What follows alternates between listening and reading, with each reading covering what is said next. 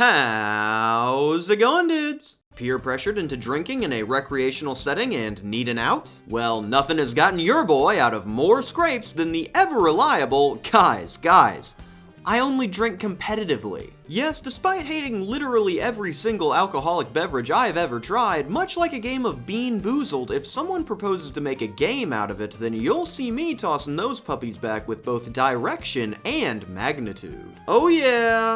But why go through all the trouble of inventing your own creative and memorable drinking game when you can instead pay someone to do it for you? Drinking board games, because if anyone out there can reliably keep track of a book full of rules, it's drunk people. Drinking board games are pretty interesting because all of them want you to get absolutely destroyed, yes, but they all go about it in a different way, leading to the following colorful cast of games that share the same mission but have wildly varying executions. Wildly varying quality levels too. So grab your Lego My Ego eggnog and put a pillow in the bathroom as we take a look at some drinking board games. Now, as you may have seen on any recent stroll through a local Target supermarket, there are plenty of party games out there that will try to send you tipsily tumbling. Stuff like Buzzed, These Cards Will Get You Drunk, I'm Not Drunk, and Do or Drink, which carries the ever sought-after claim of being viral on TikTok. It's a very exclusive club. These are the kinds of games that we will not be focusing on today because,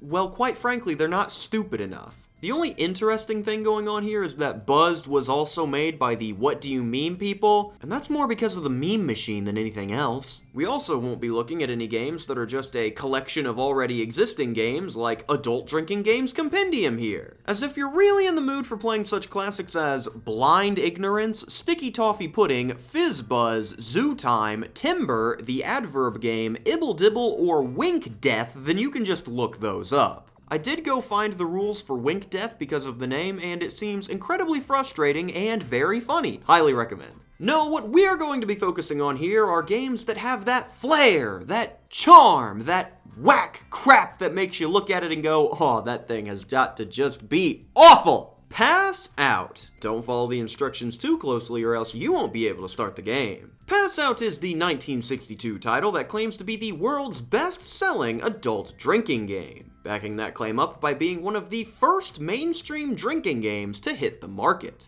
It definitely looks like it was first as well. What you do in Pass Out is grab a drink of your choice and then start moving around the board. All kinds of wacky effects can take place when you land on these crazy spaces. You could take a drink, you could make a specific colored pawn drink, everyone could drink, or you could draw a card. That's pretty much it though, because all sides of the board are exactly the same. Every space in the same spot on all sides of the board. They didn't even bother shuffling them around. You couldn't move just one color? The only things of note happening in Pass Out are the cards, Pass Out, and Pink Elephant. Pass Out cards are our chance replacements in this Monopoly board crawl, carrying a variety of effects that, more often than not, result in you drinking. Confound it! The Pink Elephant cards, on the other hand, are a whole other ordeal. Every time you pass Start, you will draw one Pink Elephant card, which will contain a tongue twister. If you can say statements along the lines of 3 gray geese in the green grass grazing, gray were the geese and green was the grass in which the geese were grazing without screwing up, you get to keep the card. If you screw up though, you need to take a drink and try again, and if after your 5th attempt you still cannot get it right, then unfortunately you still get to keep the card.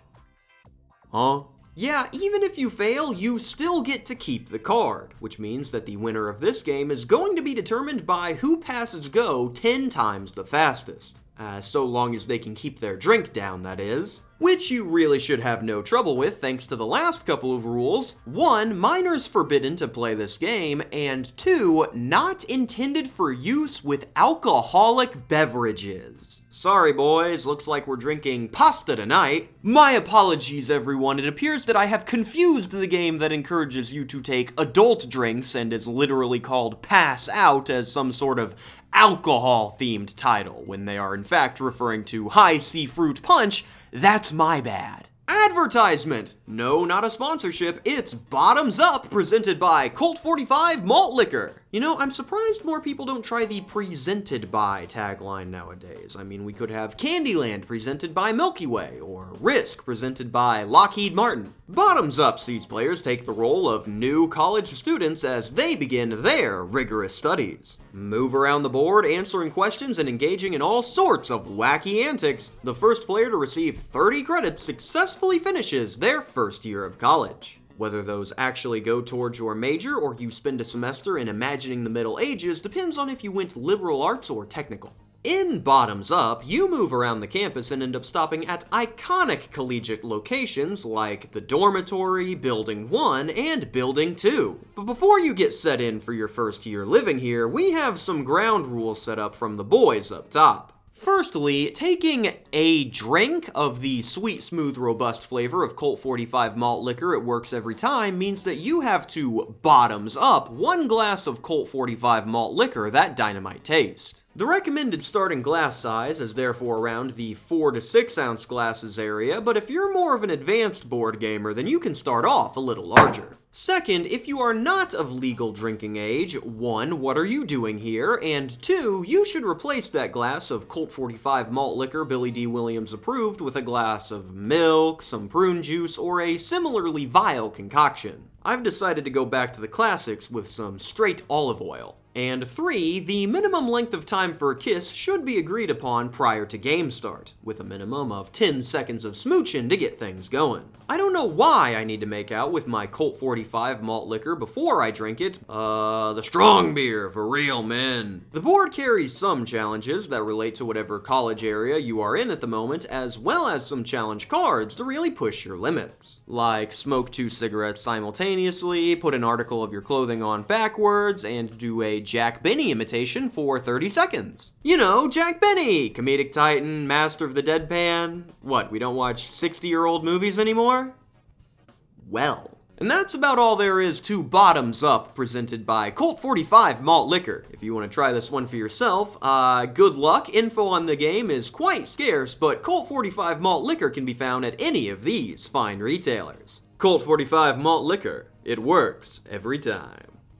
Are we done? Gosh, this thing is putrid. But why stop at games that just encourage drinking when we can instead shift our sights to drinking versions of board games? Taking established children's classics and warping them into something more adult and therefore more fun. I'm having a blast. First up, it's Tipsyland! Roll the dice around the board and land on various effect spaces that will cause a myriad of events and challenges to happen. Cards can be drawn to take or give out drinks throughout the game. First one to the finish line wins. This is one of those standard roll and see what happens to you games, of which we saw plenty during the Diplomat Sales Co. run-through. You don't want any of this stuff to happen to you, but you really want to see it happen to your friends. So you take the risk and jump on in, hoping that they'll get hit with the worse option. You'll have fun too, until you get hit with the 3-question hot seat and they ask you where the bodies are. We have gotten 7 different confessions doing this. Other highly anticipated events include take a ketchup shot, call your ex or your mom, go live for 1 minute, send a risky text on someone's phone. There you go. You'll never work in this town again. DM someone you have a crush on. Give a shot to the person who is least drunk. That's what you get for DDing. Slide down the stairs, moon everyone, and drink if you've ever used a fake ID. Okay, so we've got a confession to 3 crimes of your choice, a misdemeanor for possession of a fake ID, and a 1-2 punch of public indecency and disorderly conduct. This is just entrapment the game. But that's not your only option from this one. Also up for grabs is Tipsyland Girls Night, which seems less likely to get you arrested, but will out who has the hottest dad. Tipsyland Couples version, which can go very poorly if someone doesn't drink after landing here. Tipsyland Bachelorette Party, which brings us right back to the entrapment, of course. And why are you most likely to get arrested? And Tipsy Wonderland, which has decided to not only partake in a complete rebrand, but also gets involved with some anti-Christmas extremism as well. Oh yeah? Well, if Santa isn't real, then how is it possible to flirt with him? Checkmate, atheist. I mean, the game is fine and all, but you know, I can't get over how this game has almost nothing to do with Candyland at all, despite lifting the whole branding. You use dice to move instead of cards, there's no land here, it's all squares. Heck, the name doesn't even play well. Do we have anyone else that wants to try this? Introducing Brandyland! Now that's a name! Brandyland by Drink Wisconsinably. Oh, I do not recommend doing that. It's pretty much their state sport. Is a much more faithful Candyland ripoff that features card-based movement inside of a custom world where everything is either brandy or Wisconsin-based. Some of the cards come with little effects to spice things up, but mostly you'll be running a standard Candyland with friends. Hey, I said it was more accurate. I did not say that it was more fun.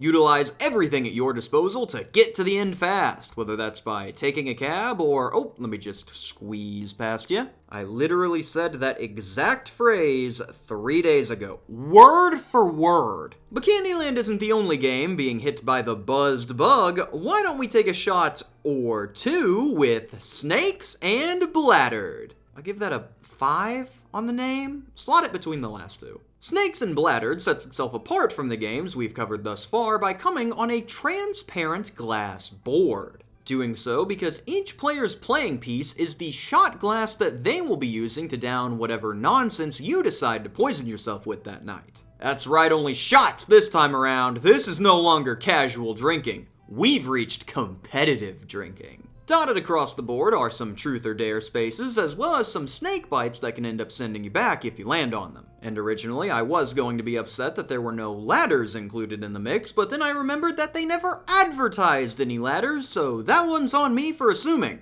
Remember, kids, the customer is always right, unless they're an idiot. Tequila Trouble. Good alliteration, but doesn't quite hit as well as Brandyland, so it'll drop into second on our name contest. Tequila Trouble sees players roll, move, draw cards, pretty much the same gameplay loop as Tipsyland. A lot of the same effects as Tipsyland too, but I can't really blame them for that. There's really only so much you can do in these kinds of games before you get too cray-hay-hazy and it tells you to burn down the house of the player to your left. No dice popper, unfortunately. That would have gotten these poor guys obliterated by Hasbro, but it has decided to take that Tipsyland gameplay style and go in a much more risque direction with the card effects. We've got BBLs, we've got cheating spouses, we've got a whole head of other cards that I cannot show, but we've also got one card of particular interest: Pay Your Dues. Everyone must send $5 each to the person who brought this game,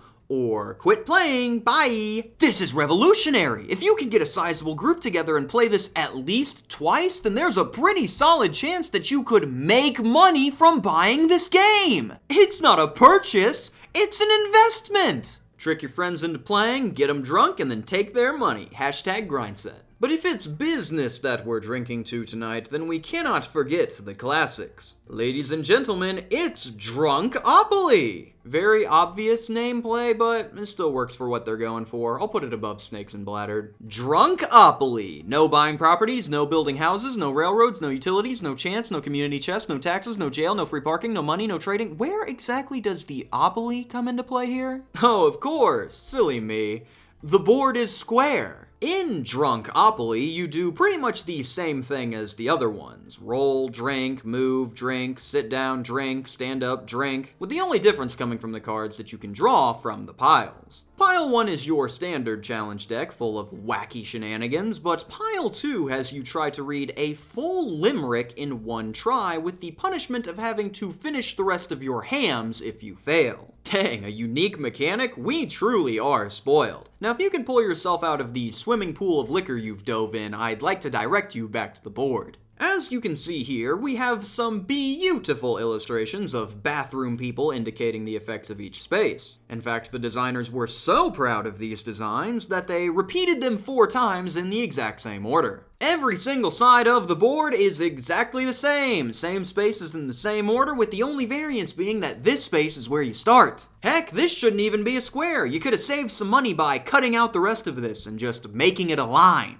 Well, let's see if the next one can earn its proper square status. It's Drinkopoly! Drunkopoly rolls off the tongue better, falls behind it in the name group. Drinkopoly does pretty much the same thing as Drunkopoly, but at least offers you the common courtesy to not make every side of the board the exact same. The corner spaces carry special effects listed in the middle of the board, and I don't know if it's me or the Smirnoff, but all of these are kind of starting to blur together here. I mean, there's more stuff to do in this one, but it's just more of the same. Pick any of these up and you're gonna have a relatively similar experience regardless of who you end up giving your money to. Any other Dashopolies want to give this a shot? We got plenty of slots open. Chugopoly, Shotopoly, Kegopoly? Nope, instead we've got a slightly different variation, Monopoly Board Crawl. Of course, Monopoly?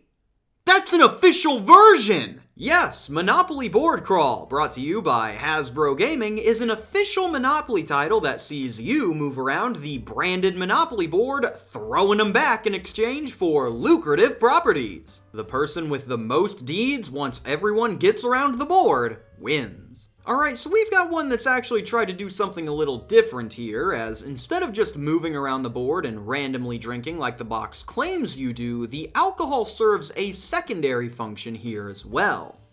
It is your main currency. There is no money in this game. Instead, when you land on a property or need to pay rent, you need to take as many drinks as is listed on the deed. Meaning if you'd rather not drink to buy a green, then you can turn it down and save those sips for later. You might think that this means that you actually have unlimited money, but I'd be careful with those purchases, as if those payments get thrown back up, you'll find yourself with quite the debt to repay. Of course, never one to leave a good idea untainted, Hasbro added a secondary clause to the deeds that allows you to steal them from their owner if you land on them by completing various challenges, such as having a dance battle, landing a die on a corner of the board, or finishing your drink on a property whose rent would basically make you finish your drink anyway. There is a man at Hasbro whose sole job is to add bad ideas to every new Monopoly game. You cannot convince me otherwise. Cards can be drawn to do what they do, like share the cartoon character you find the sexiest. Back it up, boys, we've lost Hasbro. And on the back of each deed, there's a darker, more risque set of challenges if you are with that kind of crowd.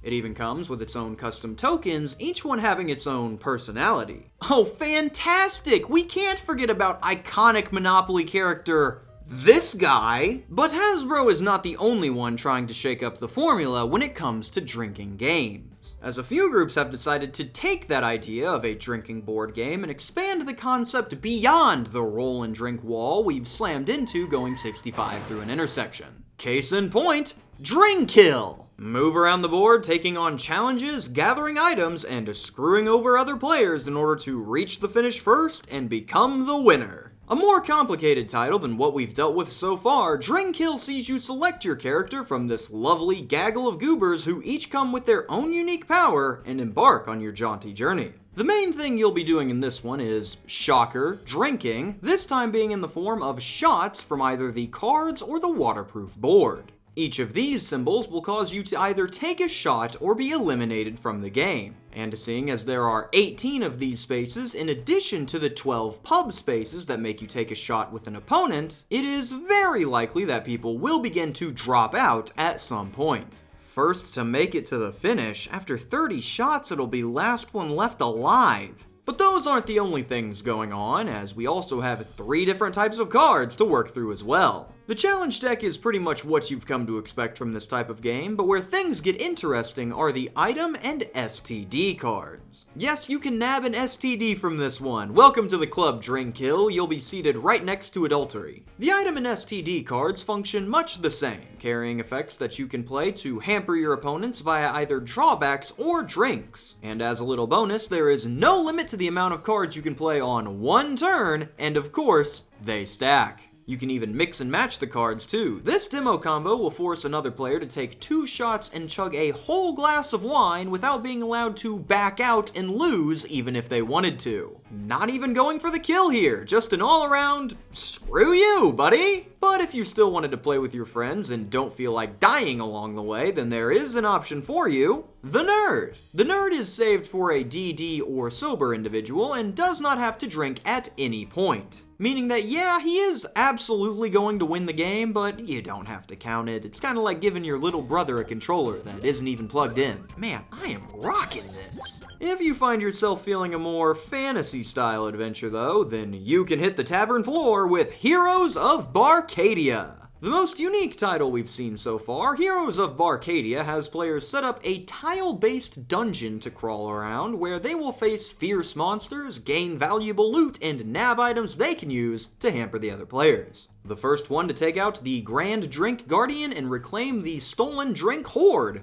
wins. Heroes of Barcadia does away with the roll, move, drink, die style of game in favor of a title that is more like a standard board game with a drinking supplement, and does this in a pretty neat way. You see, your character is represented by this big glass that you use to move around the board and is filled with a drink of your choice. And every time you take damage in the game, you will have to drink a portion of the glass so that the liquid drops down to the correct value, otherwise known as your liquid life bar. Yes, drinking in this game is detrimental to both yours and your character's health. You all, of course, want to make sure to defeat the big bad at the end of the dungeon, but you specifically want to be the one to do it so that you get all of that glory and money and drinks and whatnot. So throughout the game, you are going to be using items and traps to make sure that your friends end up drinking their literal life away.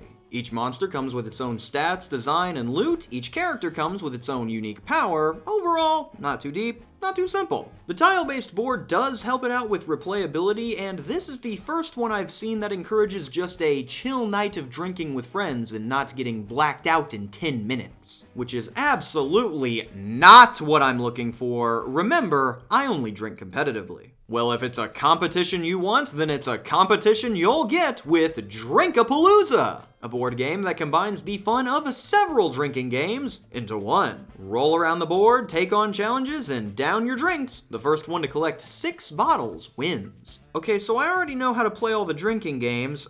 Why don't I just play them separate? So the game is played on a Monopoly-style board, Monopoly-style meaning that the board is square, and you travel around in the same way as the games from earlier, but this time with a heavier emphasis on side games rather than just taking shot after shot. This does offer you the ability to play mini games one after another, beer pong, quarters, spin the bottle, flip cup, king's cup, high-low, and 3-man, and things can get a little silly with the addition of party foul cards that can impact the way you play these games. At the same time though, if you want to play King's Cup, just play King's Cup. If you want to play beer pong, just play beer pong. If you want to play Anchor, don't do it with Fireball. That was a horrific error of judgment. This game kind of has the same deal going on as the Minute to Win It board game, where yeah, if you want to, you can accomplish everything this title has to offer on your own without having to buy it at all. But if you really don't feel like doing all that prep work beforehand, then you can just pick this one up and it will have everything ready to go for you.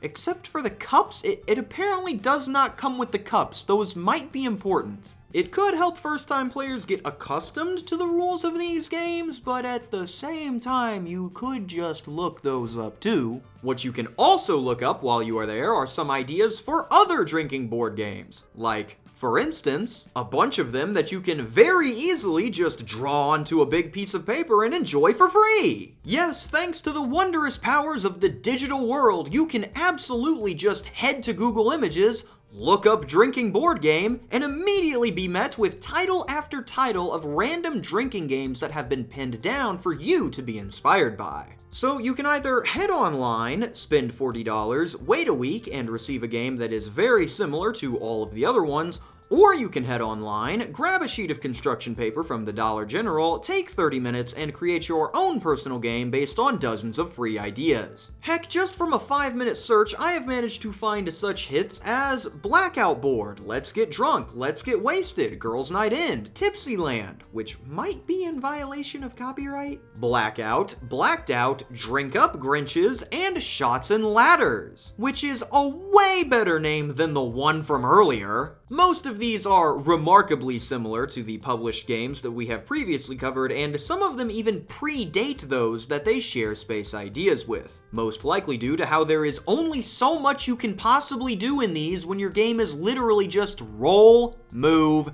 drink. So besides the games that actually try to switch things up, most of the drinking games out there going for $30, $40, $50 have nothing more to offer you than what you can get from trash. How do I know?